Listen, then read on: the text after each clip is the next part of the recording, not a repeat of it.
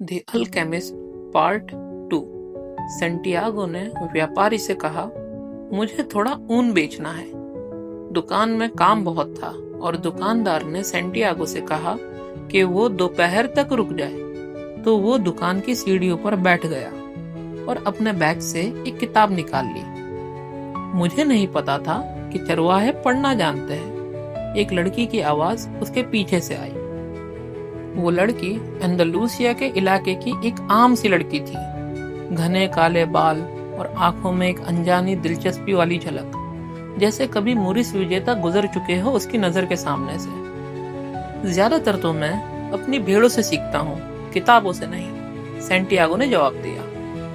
अगले 2 घंटे जो उन्होंने साथ बिताए, उस दौरान लड़की ने बताया वो उसी व्यापारी की बेटी है और अपने गांव के बारे में बात की, जहां हर दिन पिछले दिन जैसा ही होता है। सेंटियागो ने उसे अंदालूसिया के मैदानों के बारे में बताया और उन शहरों की खबरें सुनाई जहां वो रुका था।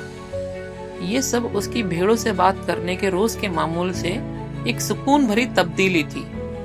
तुमने पढ़ना कैसे सीखा? लड़की ने अचानक सवाल पूछा। जैसे सब सीखते हैं, स्कूल में, सेंटियागो ने जवाब दिया। अगर तुम्हें पढ़ना आता है तो तुम चरवाहे क्यों हो? सेंटियागो ने कुछ ऐसा बोला जिसने उसे उस सवाल का सीधा जवाब देने से बचा लिया।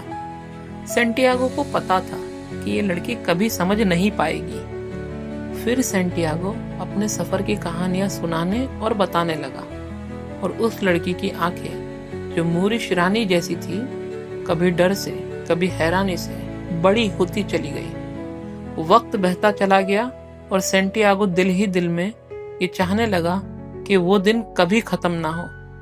उसका मन करने लगा कि उस लड़की का बाप बस अपने काम में ही लगा रहे और 3 दिन तक उसे इंतजार करवाए। सेंटियागो ने एक नया एहसास महसूस किया, एक ऐसा एहसास जो उसने कभी महसूस नहीं किया था।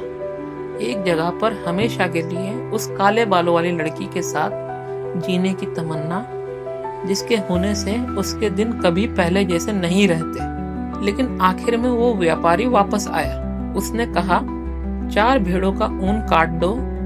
उसने उस ऊन के पैसे दिए और कहा, अगले साल वापस आना।